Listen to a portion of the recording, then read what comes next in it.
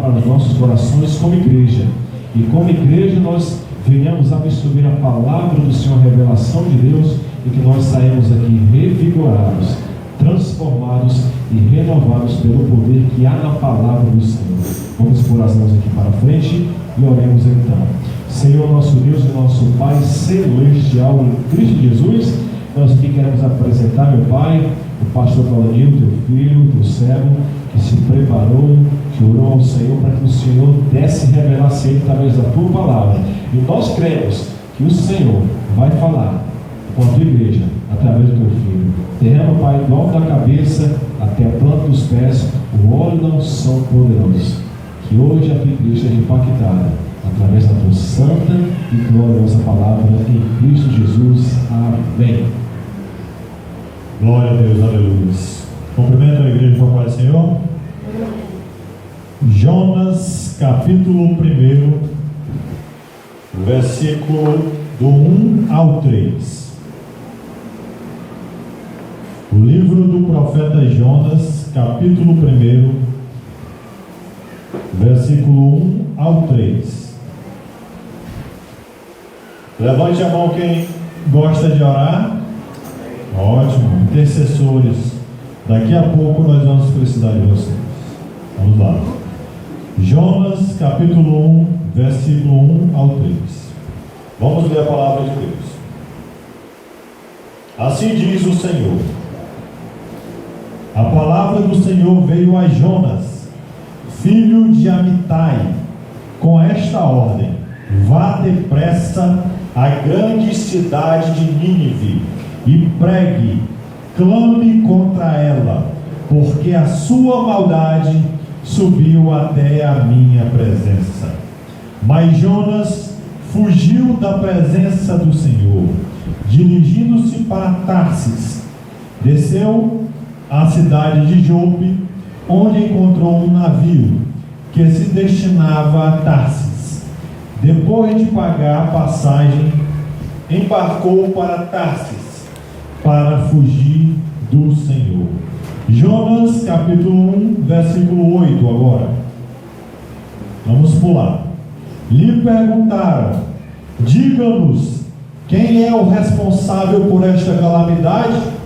Qual a sua profissão? De onde você vem? Qual sua terra? Que povo pertence? Amém? Intercessores, vou precisar de vocês agora. Curve a sua cabeça. Vamos orar ao nosso Deus novamente. Grandioso Deus, Espírito Santo, em nome de Jesus Cristo, nós clamamos a Ti, meu Pai, que nós verdadeiramente tenhamos um coração contrito, um coração verdadeiramente voltado para o Teu altar, para a Tua palavra. Senhor, que o pregador desapareça e que o Senhor apareça, porque verdadeiramente o Teu povo te ama, o Teu povo está aqui na Tua casa, no Teu santuário, para ouvir mais e mais da Tua palavra. Em nome de Jesus, amém. Podem sentar-se. Queridos, nós não podemos perder de vista o que Deus tem com cada um de nós. Não podemos perder de vista os propósitos de Deus. O propósito de Deus para cada um de nós é um propósito específico. Deus, Ele preparou o melhor para você. Deus, Ele preparou o melhor para mim. Nós falamos agora, lemos a palavra sobre Jonas.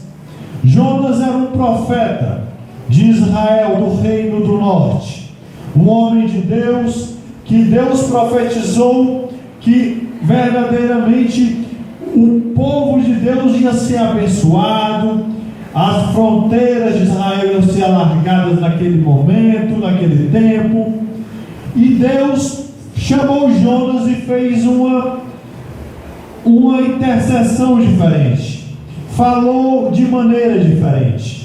Chegou para ele e disse: Jonas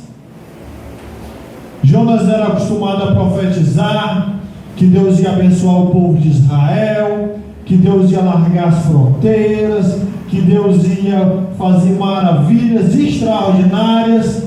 Jonas era amigo de Deus. E Deus chama para ele e disse: meu filho, vem cá, eu quero uma conversa com você. Jonas, eu quero que você vá até Nínive. Nínive era a capital do reino da Assíria. Era um império naquele momento. Uma capital de aproximadamente 600 mil moradores. A palavra do Senhor diz que tinha 120 mil pessoas que não sabiam discernir o que era certo e o que era errado. Mas o total da população era cerca de 600 mil pessoas. E o que aconteceu? Jonas, ao saber que Deus tinha um propósito para Nínive, ele não compreendeu os sonhos de Deus naquele momento. Ele sabia que Deus era longânimo, que Deus é paciente, que Deus não faz seleção de pessoas, que Deus ele ama toda a humanidade. E Deus disse: saia da tua terra, vá até 800 quilômetros, que é Nínive, e lá pregue contra ele, pregue contra as maldades dele, clame. E ele saiu da presença do Senhor e se pôs a viajar. Mas ele viajou não para Nínive, ele viajou para Tarsis. E a palavra de Deus diz que ele entrou no barco, pagou sua passagem, foi até o porão do navio e dormiu. O navio partiu. Assim que iniciou a viagem, pouco tempo depois, começou uma tormenta muito grande, um mar agitado, um vento diferente, que os próprios marinheiros entenderam que aquilo não poderia ser algo humano. Chamaram todos os tripulantes, marinheiros, e falaram: vamos orar cada um ao seu Deus. Oraram, rezaram, se prostraram, e a palavra de Deus diz que Jonas, o homem de Deus, um amigo de Deus, profeta de Deus, estava deitado, dormindo no porão.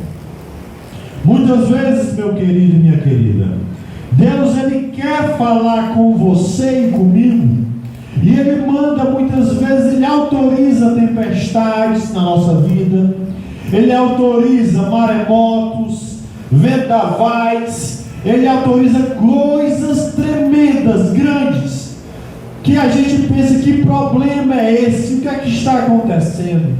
E é Deus autorizando que venha acontecer para que ele tenha um a sós com a gente. Deus quer relacionamento. Deus ele quer uma unidade, unicidade com você. Deus ele quer o seu coração. Deus ele é o Deus que dá esperança no caos. Não importa o quão difícil esteja, não importa o quão devastador pareça, Deus ele está com você. Deus ele deu a fé para você, e quando você nasceu, Deus ele já enxertou em você muitos dons, talentos, projetos, sonhos que vieram oriundos do plano e do trono de Deus. Agora, o Senhor ele quer solo fértil. Nós temos que ser solo fértil. Jonas sempre foi solo fértil. Mas quando Deus chamou Jonas e disse: Jonas, vai e fala para eles, para os ninivitas, ele fechou o seu coração por causa do preconceito. Os ninivitas eram homens grosseiros, perversos, matavam os povos de Deus e as pessoas ao redor com atrocidade terrível. Cortavam suas cabeças, colocavam em estacas, jogavam jogos esportivos com membros humanos, segundo os historiadores. E Jonas, ele sabia que Deus, ele é longânimo, que Deus, ele é bom, que Deus, ele é amoroso. Por isso ele não queria que aquele povo ouvisse a palavra de Deus, por causa do seu preconceito, da sua seleção. Ele selecionava aqueles que queriam que fossem salvos. Queridos, nós não temos o direito de selecionar quem merece ser salvo ou não. A palavra de Deus tem que ser pregada. Se o coração é solo fértil, amém, o Espírito Santo faz o trabalho. E o Espírito Santo, ele queria tocar no coração dos ninivitas, e Jonas, ele queria fazer do seu jeito. E o ideal, queridos, é que nós entendamos que os nossos sonhos devem ser alinhados com o propósito de Deus para a nossa vida. As vozes do mundo, os conselhos do mundo, os nossos conselhos, as nossas conjecturas são muitas, mas o que mais vale é a palavra de Deus.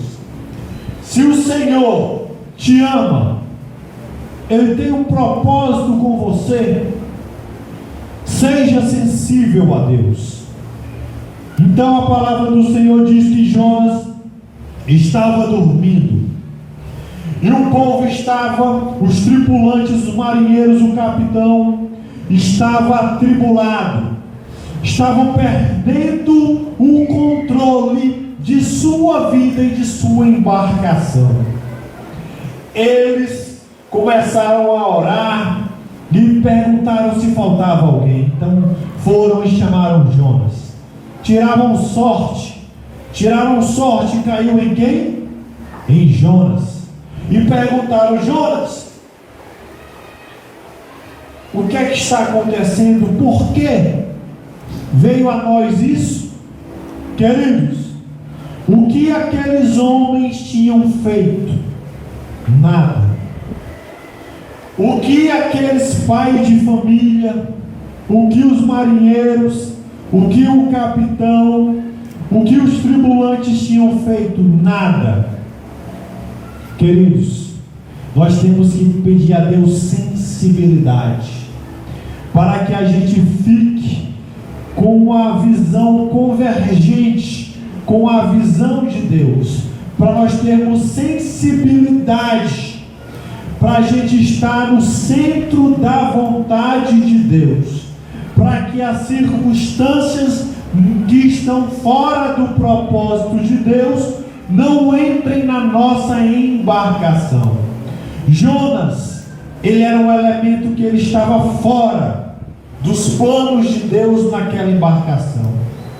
Muitas vezes, querido, uma amizade está fora dos planos de Deus na nossa vida. Muitas vezes a ira, muitas vezes as más conversações, com certeza, estão fora dos planos de Deus na nossa vida. E a gente teima em deixar no porão. Quer servir a Deus, mas vive no conflito. Queridos, errar é humano, mas você tem que lutar, ter posicionamento de fé. Se você é um homem e uma mulher de Deus, você tem que amar a casa de Deus, você tem que amar a palavra de Deus, você tem que entender que a verdade é a palavra de Deus, e que não existe verdade fora da palavra de Deus. E no momento que você coloca o seu coração contrito para Deus, você pode até errar, querido. Deus ele perdoa. Mas errei 1000 vezes, Deus perdoa. Mas Deus ele vê o coração, a disponibilidade, a vontade de não errar. E Deus, quando você nasceu, ele colocou em você um propósito, um sonho dentro do teu coração, dentro da tua alma. Você não pode ser um empecilho para o sonho de Deus e os propósitos de Deus serem realizados na sua vida. Não pode. Deus ele te fez precioso. A palavra de Deus deixa claro que nós somos a coroa da criação de Deus. Este mundo vem rotulando pessoas. Nos últimos anos, o Conselho de Psicologia tem feito mais de 600, ou melhor dizendo, mais de 200 diagnósticos de transtornos e doenças mentais. Em outras palavras, eles vêm rotulando hábitos e costumes, rotulando pessoas que muitas vezes não estão doentes, para que elas acreditem que estão doentes. E a palavra de Deus diz que nenhuma condenação está para aquele que está em Cristo Jesus, que todas as nossas doenças estão no Senhor, que o nosso Deus ele nos supre, que o nosso Deus é o nosso Senhor, é o nosso Salvador, é o único galardoador. Queridos, Deus ele tem um propósito. Deus ele tem um propósito para você. Deus ele tem um propósito para a sua vida.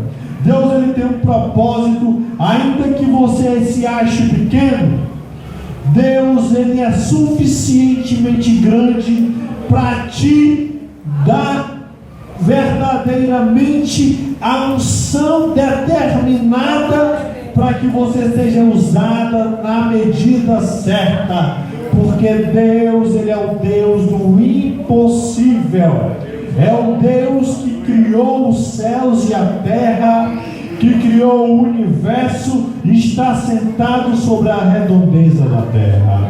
O nosso Deus ele não falha, ainda que as circunstâncias digam que falha, é mentira. Ainda que o mundo diga que falha, é mentira. Ainda que eu pense que não há solução para a minha vida, é mentira. E o Senhor Deus ele tem algo diferente por você. Ele não te chamou para ser um escravo, Ele não te chamou para ser um serviçal, Ele não te chamou para que você seja uma pessoa de segunda categoria, não. Ele te chamou para que você seja um príncipe e uma princesa de Deus. Ele já criou o ambiente certo para você pregar o Evangelho, fazer a obra dele na sua casa, fazer a obra no seu trabalho, na sua escola, com seus entes queridos, com o seu grupo de amigos. Porque o Senhor ele é um Deus de relacionamento.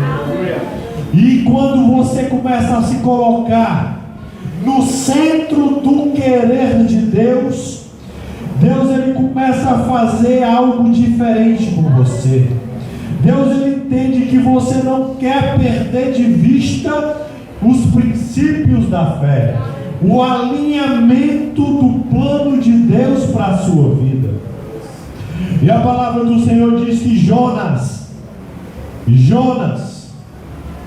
estava convicto que a culpa era dele. E ele disse: a culpa é minha.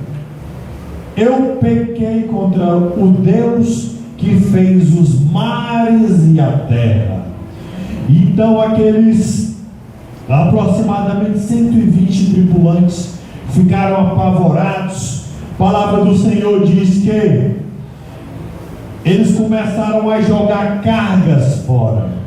E quando você for ler a palavra de Deus, você vai entender que os navios que saíam para Tarsis iam com ouro e com prata. Então eles jogaram ouro e prata no mar. Queridos, às vezes nós queremos fazer os nossos gostos, nós queremos fazer os nossos planos, nós queremos fazer o nosso propósito, queremos fazer o que a gente acha melhor, e a gente acaba trazendo infortúnios, perdendo coisas que Deus tinha preparado para nós, perdendo promessas. E Deus às vezes é obrigado a pegar algumas delas e dar para outra pessoa, porque você e eu às vezes somos teimosos. Como crianças, a gente pensa que entende, sendo que nós somos como crianças. Nós não sabemos de nada. Nós não sabemos a direita da mão, o que é mão direita ou mão esquerda. Não. A verdadeira sabedoria está na palavra de Deus. Não duvide o que Deus pode fazer com você. Deus, ele fará o impossível se você se colocar no centro do querer de Deus. Mais importa você estar no centro da vontade de Deus do que você estar numa felicidade passageira. Deus, ele te fez para você ser feliz. Deus, ele te fez para você ser generoso. Ainda que você tenha pouco, o pouco que você tem, Deus, ele faz prosperar. Deus, ele te ama. Deus, ele tem um relacionamento com você, e ele não se cansa de dizer: venha para mim. Para isso, muitas vezes ele autoriza que tempestades entrem na nossa vida, que tempestades entrem no nosso meio, que o furacão, que muitas vezes a gente fique sem saber o que está fazendo, mas muitas vezes é só para dizer: meu filho, minha filha, eu estou aqui, eu te amo, eu quero que você esteja no centro da minha vontade, porque eu já fiz um projeto lindo para você, eu já fiz algo maravilhoso para você. Eu quero que você lance sobre mim toda a sua ansiedade, tire a divisão da alma, tire todos os porquês da sua vida e coloque no meu altar, diz o Senhor. O Senhor está aqui.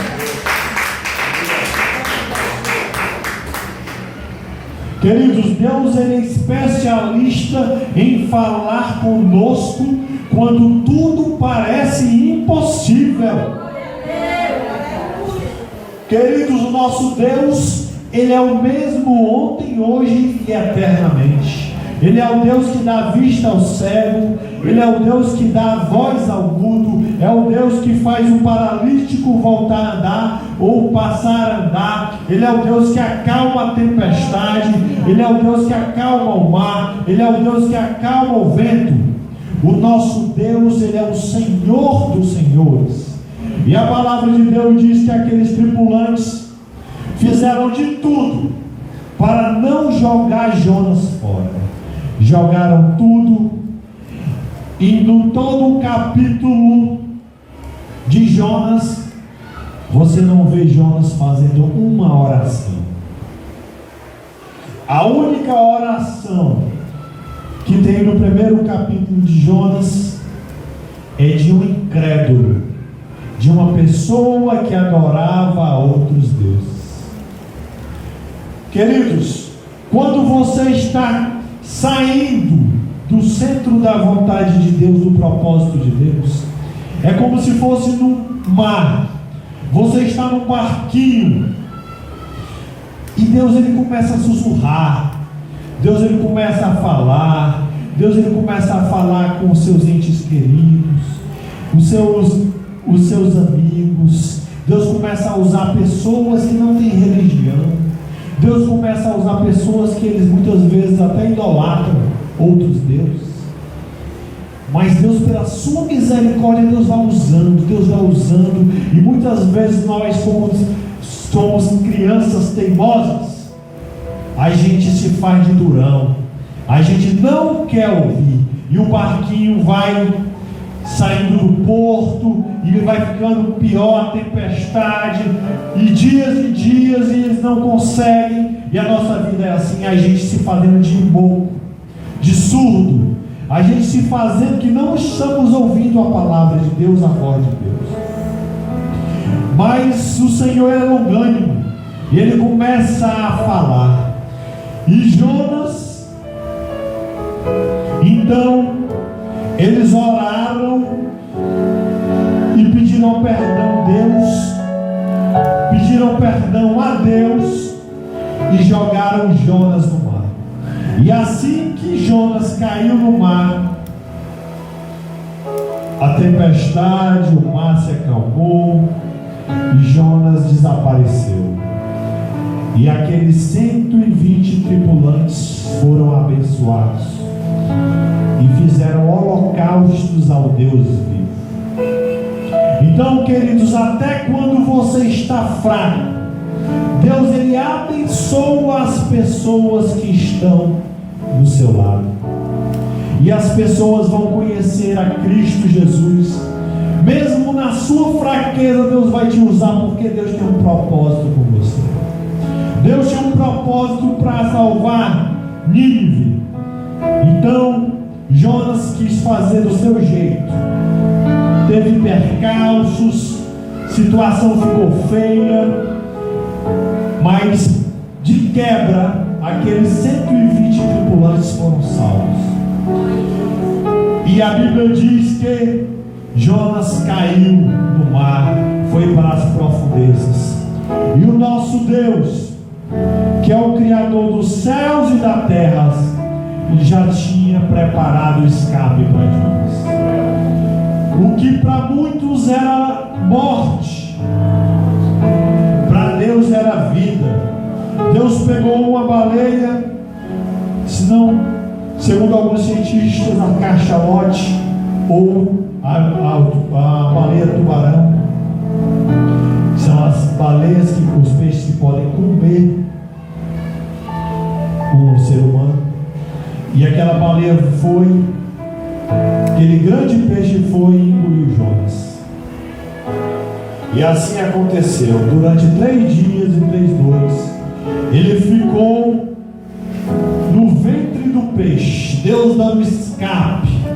A única maneira de Deus ter um relacionamento, um a sós com Jonas, foi colocando ele no fundo do mar, porque o profeta de Deus, amigo de Deus, queria fazer do seu jeito. E Deus, Ele ama, e Ele não podia matar Jonas porque Ele o amava. E Deus, Ele não vai deixar você morrer.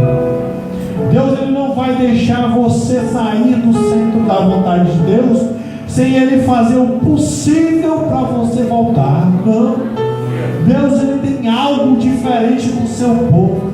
Ele te chamou para você ser embaixador do reino de Deus. E a palavra de Deus diz que Jonas então foi vomitado na praia. Ele ficou no ventre do peixe, do estômago.